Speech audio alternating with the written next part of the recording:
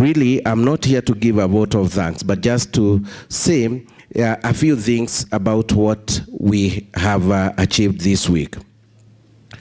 We aim to enhance our capacity as CSO who are working with communities, working with state, in terms of advancing the agenda of Agenda 2063 and what is our role. Looking at all those good points that Lennon was able to give us under the APRM, and all the colleagues from AU in terms of what is the dream for Africa. Again, we ask ourselves, what role are we going to play in our own individual institution? Secondly, CSOs are known to work with community. You have wings to reach the bottom part of our society. Most of the time, we find ourselves working with people who do not have the voice, and we must collect their views, hear their grievances, and cascade this upward to relevant authorities. So CSO are better positioned to talk to those of us on the ground, but also be able to air or to give our concerns to either the government of the day, could it be national, regional, county, and sometimes to the regional bodies and Africa Union. So by attending this particular convening, we do hope, and the training that we have gone with the training that has been done by Dr. Yakubu is that we are better trained, we have better skills. Remember those advocacy tenets that we're all looking at. What is the problem? How do we address this problem? For who? What do we want to achieve? What are the interventions? What are the resources? I believe that manual, I've seen people asking for it, and it's going to help us a great deal in undertaking our work. Then we have networked, and it's one thing to know that there's a Webster is somewhere in IJR, right? But also to see how can we mutually benefit from this relationship, right? We now know this Africally. Just to mention, we know the Race Youth Trust. All these are important institutions. But how are we going to utilize this to go forward? So it might be a bit difficult to just tease out everything, and Nasata presented this very, very well in the morning, so I don't want to repeat her presentation. But in my view, we have the best skills, we have benefited from the best in terms of understanding. First of all, if we were to look back to what we had from the Ahmed, the official address from Ambassador Salah Ahmed, is that Africa is well blessed. We might have our own challenges in terms of governance, in terms of the institutions, in terms of our own operation. But if we were to take advantage of what we have, and I'll just mention but a few, we can go far. Nothing prevents us from developing like any other countries of the world. Africa is blessed with much better weather. We have a population, and when we are thinking of the youth agenda, a topic that we discuss later on, is that we can decide to use our youth as a dividend for growth, or we can use it to destroy ourselves. You know, when you are youth, you have nothing to lose, right? If there's any recruitment to groups, the youth are the target. If there are demonstrations, all politicians will look and aim to use the youth. So this is a blessing that we can use very differently. We hope and trust that the dreams of our forefathers to bring a united Africa are valid, where we shall see ourselves working and utilizing these skills better. Thirdly, in terms of endowment in Africa, we know that we have many resources, which, if they were put in proper use, they would help us a great deal in advancing. Currently, and even some of the conflict we experience here, we know very well are engineered from external, and they are engineered so that in this state of confusion, someone can extract resources for their benefit. So the more we remain united, the more we strengthen our unity, the better it will be for this country. How can we strengthen our institutions, our governance, in order to promote utilization and use of these resources is a key question that lingers in all our minds. The other issue is that we're blessed to have African Union and many organs that are spread across the continent for purposes of ensuring presence. Maybe not all of us know about them. Not all of us know what they do. And this convening has enabled us to at least get a glimpse of what these institutions do in terms of promoting inclusive development and unity in the African continent. Going to our keynote speaker, and that was from Brian Kagoro, was how can we interpret data? How can we use this data for policy advocacy?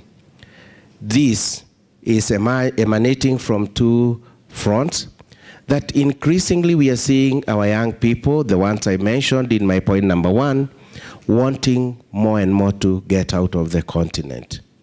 We always think the grass is greener out there on the other side. So this again is a worrying trend when we see what is happening in the Northern Africa when people are trying to migrate to Europe. When we see people using all manner of methods to get out of the continent because we feel as young people our voices are not heard, or we no longer matter because of unemployment, because of political challenges, and we think out there is better. So while Africa is rising, it appears democracy is declining, and this has come up in many of our discussions regarding how even legitimacy of governments that are ruling in many countries are not as legitimate as they would be. Secondly, is that the unemployment issues of food security are really making our lives of Africans very difficult. So as we sit here, there are also institutions, quite a number of them, of which Afrobarometer can just be mentioned as one of them, that are collecting a lot of data. This data, apparently and unfortunately, is getting used by people from outside the continent, that what we as academia, as researchers, as civil society organization in Africa are doing. So again, this convening has been very instrumental in helping us see how we can ride on the backdrop of the data that is in existence there for informing our advocacy and our policy interventions activities. So it was very nice to hear and to listen to the highlights of the 2022 convenings. When you look at the brochure, at the program, it reads the second stakeholder convening. It's because this is the second round of convenings. We had convening in year 2022, where again the three convenings were done in South Africa, in Ghana, and in Kenya. So the second round is what we're doing this year, and you can see the progress. the issues that perhaps were central in our convening number one, some of them through this network, through interaction, we can see there's been a lot of progress. And Nansata was able to highlight this to us in a very big way. And therefore, as we position ourselves for the next 10 years of Agenda 2063, how can D4GA and other like-minded institutions help us to realize this goal? In my view, it is not so much about what other institutions are going to do, but how are we going to do it? In the afternoon of Monday, I believe all of us were given a chance, the civil society represented in the room, to give a presentation of what we are doing in this space. Again, a very enriching session to see how diverse, how convergent we are in our addressing challenges of development in our countries, in our continent. I'm very pleased to note that this convening drew participation not only from Kenya, where it's being hosted, but even from across the region. NGO and civil societies from Uganda, Tanzania are well represented. And we all had the work that we're doing ranging from service delivery, legal representation, helping with assisting challenges that are facing different gender, especially with women. And all these are very important in seeing how we can tap and draw from each other. So I think on that front, we really want to say a big thanks to the organizers for bringing this organization from across divide and across borders to come here and tell us what they are doing. So a lot of input, and I'm sure this has been captured well in our report that is going to be shared later on in terms of the issues we are handling and where we see challenges, so that even as we stayed for the next 3 days, we are able to speak to issues that we were addressing. Importantly, was also to hear about the work that the private sector actors are. Many times we blame and say it's a government responsibility, it is civil society, is the development partners, but what role can private sector play? Again, during this, there was a big debate in terms of how the private sector or the private actor can help in building synergy or supporting the work we're doing in terms of service and utilization of data. This morning, when Webster was talking about how private actors play, especially in election, it's not unique to South Africa and Zimbabwe, the examples that you cited. Same in Kenya, the business moguls. They fund both sides quietly, and you will never know, so that whenever or which side the coin falls after election, they will remain relevant, right? And so they play safe.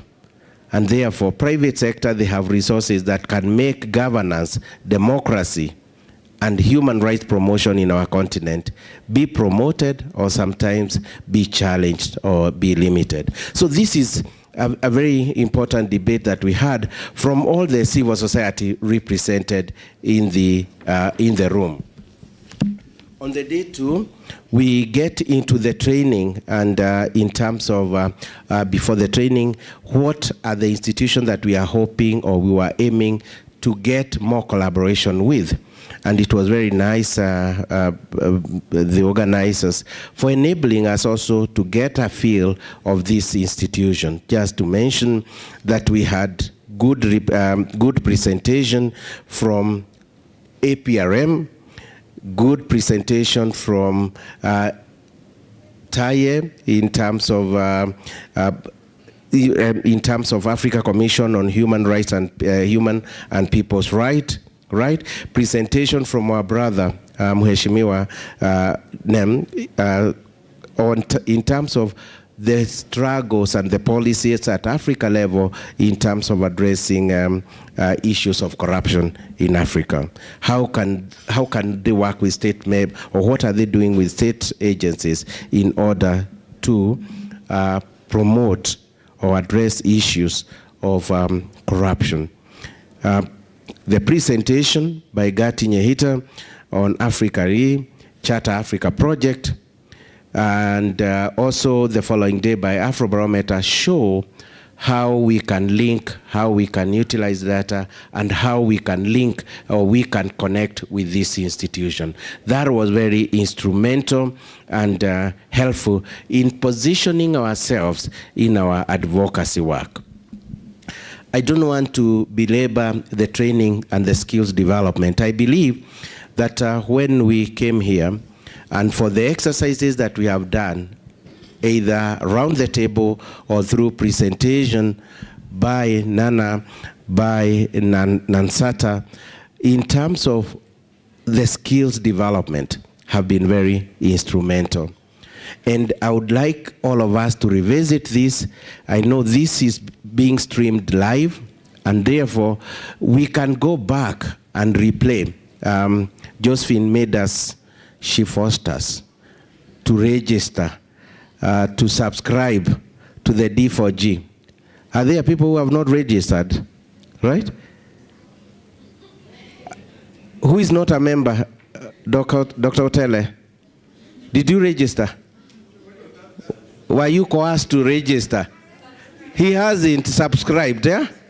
Yeah, so that's a very good effort by Josephine and the team in communication, especially in ensuring that now every morning you're getting an alert of what is happening in D4G. So you are able to replay all what has been covered from Monday. You can get to Accra event convening and get all the discussion and deliberation. You can get to Cape Town, to the South Africa convening, and get all the discussion that went on. So thank you very much, Josephine, for ensuring that we all registered, even though you didn't tell us that we were subscribing by force, but we are beneficiary of this. In terms of the Pan-African discussion, and this again has helped us to look at different thematic areas, different issues, and thematic one was on Pan-Africa perception on UCG. We had a discussion on elections. We had a discussion on issues of climate change, the youth agenda, that resonate well with the work we're doing. So again, that helps us to see how we can even get into this Afrobarometer data and use it more for purposes of strengthening our advocacy work in our own individual organization. This, we've learned a lot, not only how to do the data analysis, but even how you can analyze and engage with policymakers whenever you have an issue or you are addressing an element of the 4 thematic areas and constitutional change of government, right? Perception on election, perception on climate change, issues of youth, children welfare, which are all important in our work as civil society organization. We say when you're lobbying or when you are doing your advocacy work and you have data or evidence, you start from a very stronger point. So the more we continue interacting with this D4GA platform, the better for all of us in improving our advocacy work. Now, here we are getting to the close of the session, and we need to ask ourselves, have our objectives when we started or when we flew in or when we left our offices to come to this convening been met? I have no doubt in my mind that we have achieved a lot. So Webster and your core have done very, very well in ensuring that we had very lively debate, and that in every debate there was some action. The presentation that Nansasa had in the morning was very clear in terms of the messages that are coming out and what are the action, what are the intervention. So I would say that if we look at the objective of this convening, where it was about bringing us together, helping us to use evidence-based advocacy, helping us to deal with issues of development, governance, democratization on our continent, we have achieved that very, very strongly. I believe that when we are done with this convening, we will all continue interacting. That is not a means, it's not an end in itself, but a means for continued collaboration, networking, and supporting each other. In fact, I was going to ask table whether you had known who they are. It's been 5 days. Now, have you engaged to see how you can benefit from that other institution that you have learnt of today? It could be an AU organ, right? Carol, I thought she was here. ECOSOC, that is doing a lot, right? Have you seen areas that you can work together? Sometimes we should also remove this mentality that the moment you are looking at the institution is how do you help me? Are we also looking at the institution to ask, how do we help you? Right? Because until we change that mentality, we will not achieve our objective. So we have AU organs, we can help them, they can help us. And I think one of the issues when Taya was presenting and telling us where he came from was, can there be a way of thinking about the location? You may not change where you are or where AU decided to put you, but can you have presence in other parts of the country, of the continent, so that people don't have to travel all the way to the Gambia, right? When you're hidden in that corner of Africa, hardly do people know that you exist. So, in as much as we would like to be helped in understanding the human right and people's right from that perspective, what can we do? How can your work start becoming more prominent? I think D4GA, bringing you all the way from Gambia, did a great work, and it is important that some of us didn't know this institution existed since 1986, but we're here, now we do. So that's a great benefit of attending this particular convening. Number two is that we hope that we will see actions, more vibrant actions, networking, and collaboration, that when we come for the next round 3 convening, it will not be the same narrative that we hope to do. We'll be talking of what have we achieved in the course of the year. So thank you very much, the Secretariat, especially from AB, for even developing an interactive form that we have just contributed to and adapted, that will help us to keep this network going, this network growing, and to keep us connected, in line with the song from Pascaline and Mheshimiwa, right? That there will be fire. So we want to see that fire burning. We want to see Nansata and Lennon telling us things are getting better, right? So we don't want to sing the same song next year when we convene, that the same challenges we are facing today are the ones facing in 2024. We'll be saying we've overcome the challenges of 2023. We are better equipped. We have better skills to do our work as civil society, as academia, because many times the academia, you also forgotten that you have a role to play. Let's start networking also with this civil society organization. Let's be part and parcel of the operation so that even when it comes to meeting the grassroots or community, we are part and parcel of that. We should get out of the ivory tower where we think we can only talk to the policymakers to start engaging with the local community and ensuring that they get this gospel. So with those many remarks, allow me to say that Professor Kanyinga is very apologetic that he was not able to come here, but he's very, very happy with the progress we've made from day 1 to day 5. He sent his greetings and messages of thank you, of gratitude for the commitment. Many times when you have a conference running 3 days, you find day 1 you have people, from day 2, 3, you might find only the organizers alone as we get to day number 5. So this has been exceptional, that in spite of the harsh weather condition, traffic jams in Nairobi, long working hours, people have remained committed and we have remained determined to the cause. So he's very, very appreciative that this convening has happened, and happened in a very, very strong way. And we have achieved a lot, and we look forward to our continued interaction.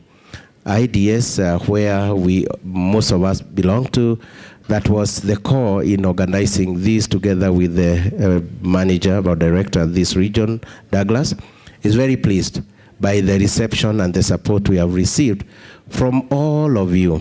I know there will be someone coming to give a vote of thanks, but I could not leave the podium because this might be my last time also holding this mic here for this convening, but when it's happening. But it's good to let you know that as an institution within the University of Nairobi.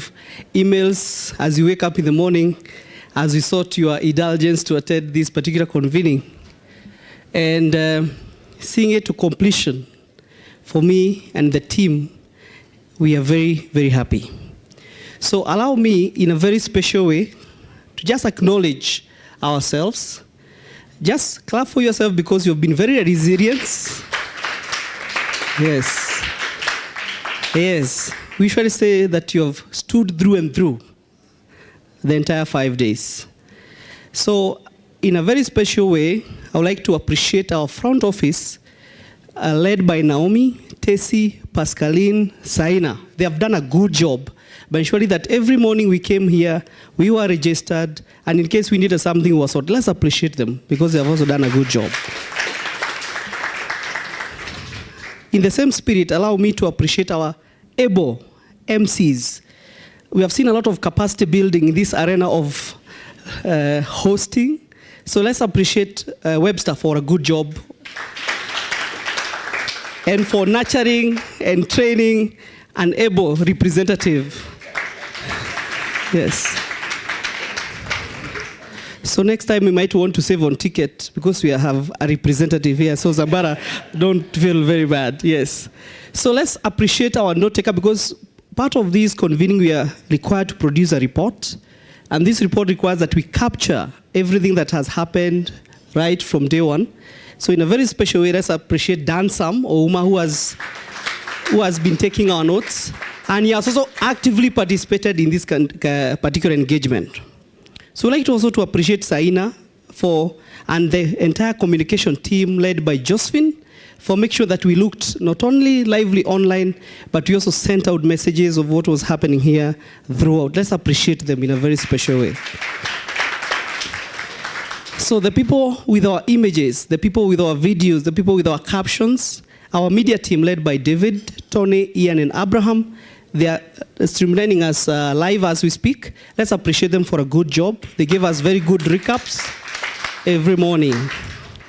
Yeah, I hope that Brian will be able to see this as we conclude, because we have really benefited from the key speakers of this particular convening, led by Brian. We had Ambassador, we had Dr. Otele, we had Professor Karuti, Professor Paul. Can we appreciate them for giving us a good guidance and good words? And now to our key stakeholders. especially we are calling them the D4GA stakeholders. And we'd like to start with the Afrobarometer team, who are also a big player. They've given us the data that we are able to use to do our advocacy. So in a very special way, let's appreciate Sam.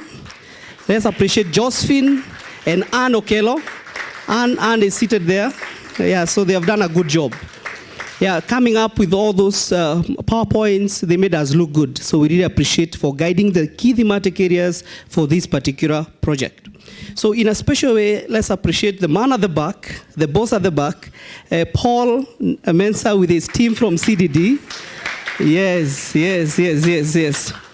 Yeah, so when I came in this project, Paul was the first person, and when I saw his smile, and I knew the task that was ahead, I knew we would manage it. So Paul, I really appreciate. Yes, exactly.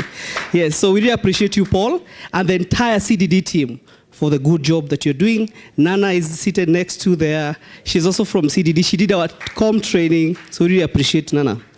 So our next partner is IGR, well and ably represented here by Webster. So we also really appreciate them for the good job that they are doing. Nyasha is not here today. I'm sure Nyasha would have added flavor to this convening, but he's in Addis Ababa today.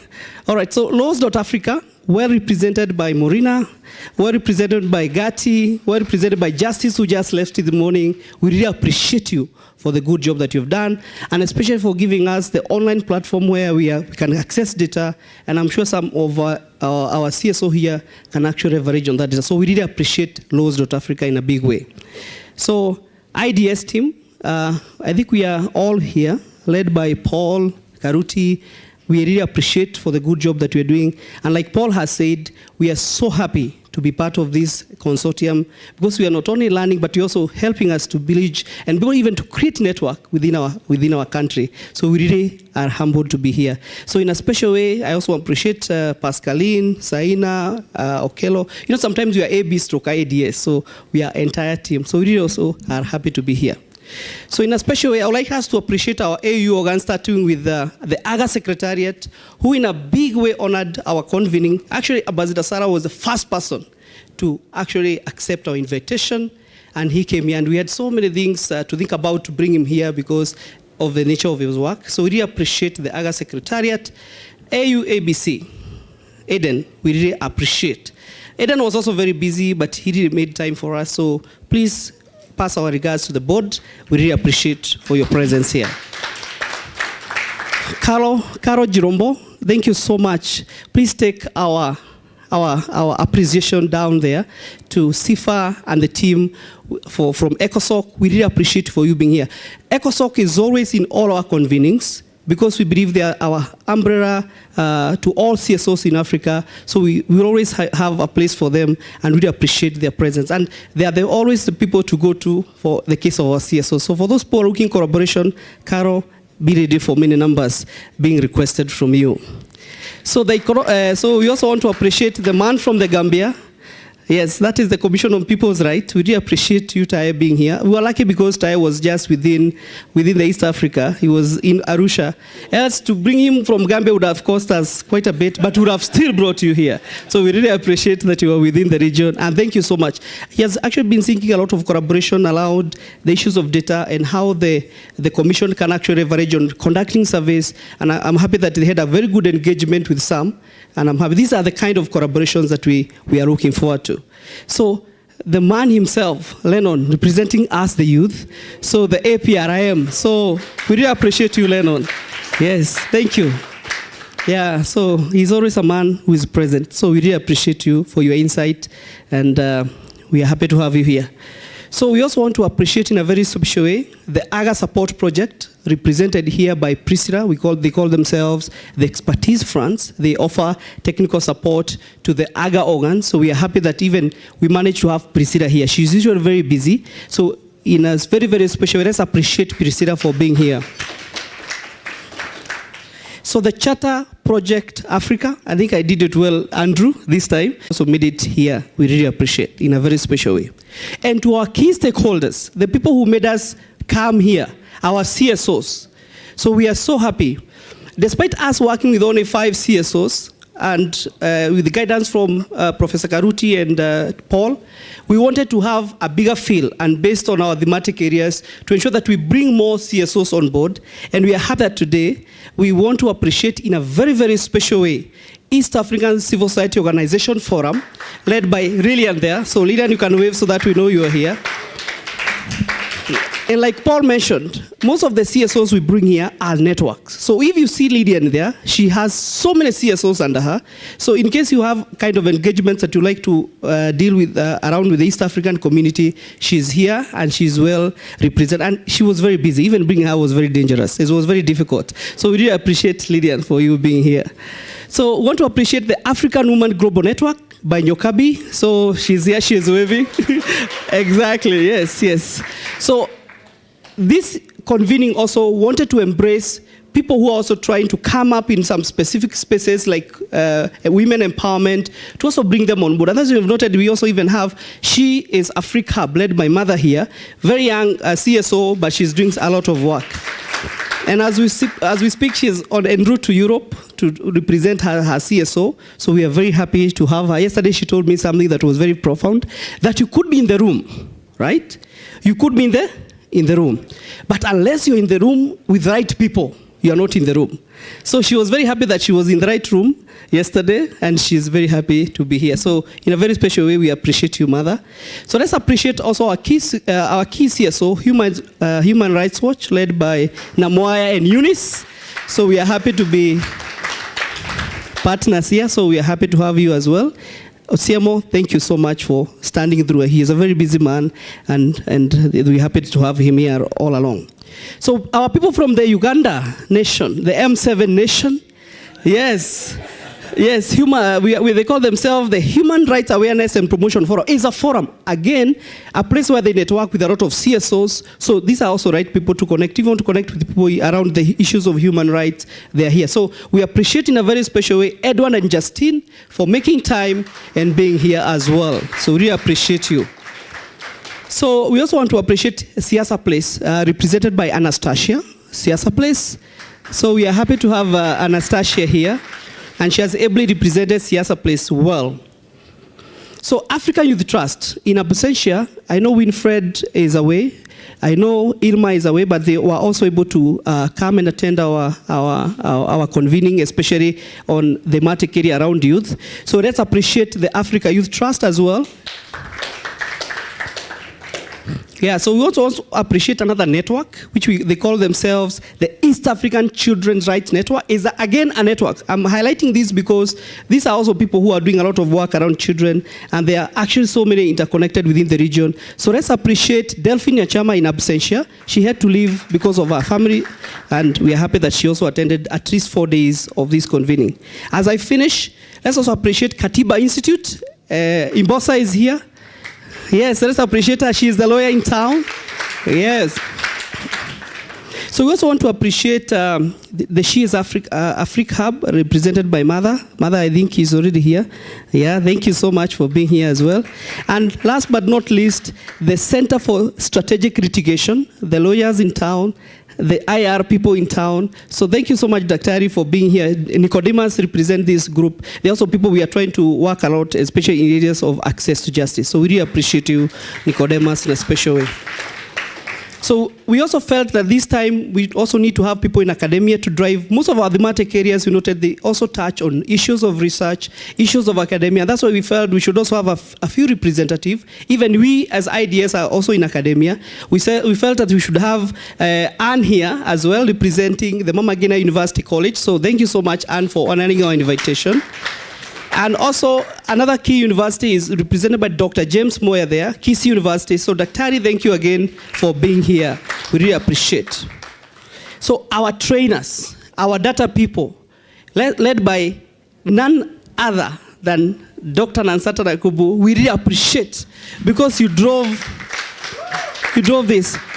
I remember one of you, I don't want to mention the name, she asked me, they asked me, no, you already know it's a she. So they asked, why is Nansata, the whole program is like hers? Then we said, she is the driver of this program. So we really appreciate your presence here. advocacy cannot be advocacy without being able to craft your messages well and being able to set them out. And that's why we felt that this advocacy training or capacity building seminar could also be important, that we build the capacity for you as CSOs to be able to do what? To be able to package your messages well. So communication is key, and that's why we felt that Nana, Ama, are you there? Yes, thank you for your training on communication. I'm sure we are better today. So I want also to appreciate our data people, and I think I already mentioned Samuel, Paul, Otere, and Karuti, who did all the presentations around data. We really appreciate your insights. You know, once the reason we give some of these people who are very qualified in some of these presentations, because they always have wisdom, yeah? Like the presentation by Paul on climate change, he brought a lot of nuances, yeah, storytelling around it on what things that we really assume. So we are very happy and delighted that they actually were able to do that. I always call this part the welfare department. We have families, we have boyfriends, we have co-wives, we have our relatives, but they took time, we took time off them, yeah? Some of them, yes? And side niggers, oh yeah, that one came out.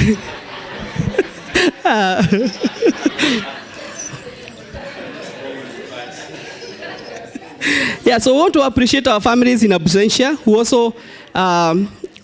also survived our absenteeism all during this time. Some people here have young children, some people have children going to school, some people have to stay very far away from their countries. So in a very, very special way, we really appreciate them. Yeah, so let's appreciate them. And I'm sure they came through our reflections. Yeah, they came through our reflections by none other here, like our EBU MCA. So we want to appreciate the hotel for being very kind to us, for hosting us, for ensuring that everything ran well. Even if we are going to pay them, they have also done a good job. We have had a very good interaction with them, and we really appreciate them. So as I end, I would like just to remind you one thing, that you might have picked someone's number, you might have picked someone's email, but the power to unlock the connection is what matters. The power to unlock that network is what matters. So I hope that for the next 1 year, even as we do quarterly reviews, that everyone will take that chance to be able to unlock this power that exists in these networks. And I'm sure, and from our case studies that maybe moving forward we'll share, we have had some CSOs who have been very good at unlocking potentials. They are being flown right and center in this continent to attend events. So please take that advantage. A number is not enough, an email is not enough. Drive the conversations forward. Ladies and gentlemen, thank you so much, and I hope to see you again next year. Thank you. Wow. Douglas, you just pushed it as though you started with us. You also fit in very well, and you are a friend to everyone. May you keep the spirit to run this thing. I arrived after midnight, and Douglas said, I was waiting to see you arrive before I sleep. That means he took care of all of us, even starting from writing invitations. It's not easy. So thank you so much. Ideas, you've got a good guy in Douglas. You are in safe hands. The future is in safe hands. Yeah, Paul, let us talk of our retirement. The Douglases will take over. May we all stand up, please. May we all stand up. I was just responding to some requests. So it goes, good morning, Dr. Zambara. Melin here from Newsroom Africa. I'm aware that you are abroad at the moment, but would it be possible to still do a Zoom interview with you sometime late this afternoon today? This is Newsroom Africa, a TV station in South Africa. They are building it, and I said, oh, on what? Said, I saw your post on voter apathy and thought we could engage on the issue, but it's not a time-bound theme, so whenever you are back in South Africa, and if you are also willing perhaps to come to our studio, then we can do the interview. This is about youth participation. Why I'm reading this to you is how the word can go, and how what we are doing and what we are saying reverberates beyond these walls. We are doing the right thing. We are doing the right thing. And good things will always be noticed. If you are doing something good, don't even look at who is looking at you. Good things will always be noticed. It may not be now, it may not be tomorrow, but good things will always be noticed, all right? To your next person, the person next to you, can you just tell them something that you like? Some about yourself. About yourself. Something, okay, or let me say it. Let me say it this way. Okay, hold on. Let me say something that makes you happy. To your next person, tell them something that makes you happy.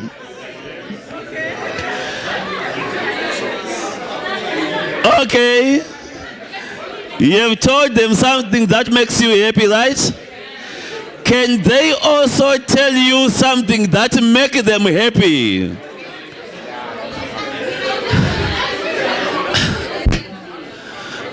Can you tell someone next to you something that makes you happy? You can still go on there.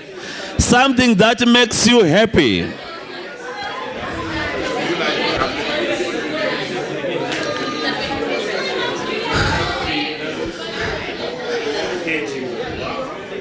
Okay, so we have done 2 rounds, right? In just a minute, right? You have heard what makes someone happy, and you have also told them what makes you happy, right? Okay, who thinks has got the most happy thing to tell us? Okay, you have there. Okay, I'll start with Paul. Please keep quiet. Hold on. May you keep quiet. We want to hear. I don't like hair. I said I don't like hair. Now, that is not what we want to hear. We said, you see, this is exactly what I hold on. Paul says I don't like hair. But what was the instruction? So, because he doesn't like it, it makes him happy that he doesn't like hair. Okay. So Tai says 3 things make him happy. 1, Ethiopian coffee. 2, making new friends. And 3, the weather. Okay, thank you. Anyone else? Just one? What did you hear? What makes him happy? Okay, we stop there. On the reverse. Who wants to tell us what else they heard that makes people happy? Yes. I was talking to this young daughter of mine, and she was very specific. If you bring ice cream here, she'd be very happy. Now, let's go to the crux of it.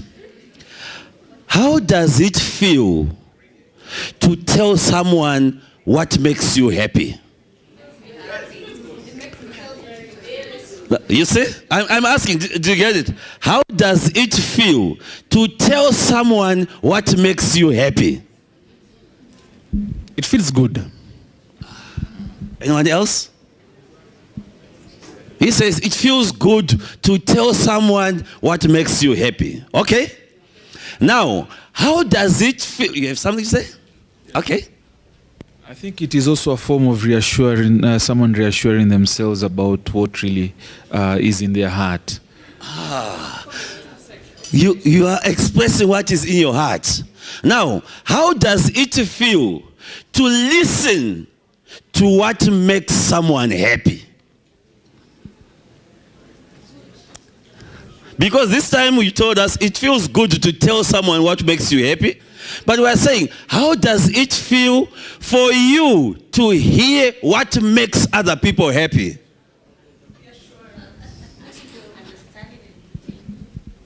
It makes me feel connected to them. Just listen. It makes me feel connected to them. It establishes connectivity. What else? Okay, it's more of reassurance to me and to the person. It reassures to you and the person. What else? To listen to what makes the other person happy. This exercise It's like someone can listen to you. You have someone who can listen to you, understand you better. Thank you. Oh, I thought it feels informative. Because you now know what makes the other person happy. This exercise is called positive affirmation. Positive affirmation is where you tell someone what makes you happy, and you also you receive what makes them happy. Why it is important? We grow up and we are surrounded by knowing what makes people angry. In most cases, people will tell you, I don't want this, I don't like that, I don't want that, I don't want that. What exactly do you want? I grew up in my generation. We were told, your father will beat you. He doesn't like that. Your father will beat you. He doesn't like that. We never knew what our fathers liked. If we had known what our fathers liked back then, we would simply do what they like.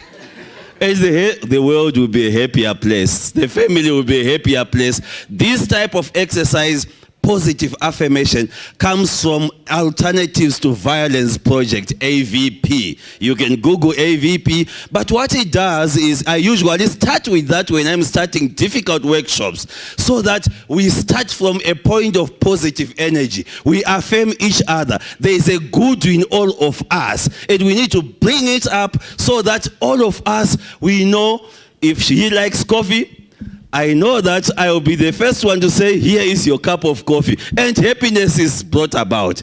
If he likes to travel, okay, I hear you want to travel. Can we just take a short walk? Can we just take a trip? So this is how we connect positively. Ladies and gentlemen, can you please clap hands for yourselves, all of you.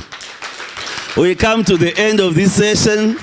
If there are any travel issues and the like, you will talk to Douglas. We have come to the end of the second convening of the year here, but actually it's the third for the year.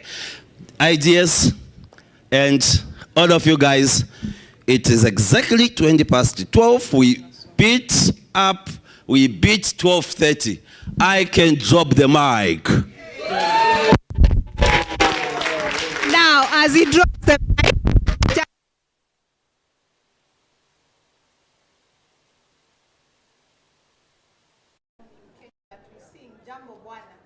the Kenyans in this room, we can sing that as we exit.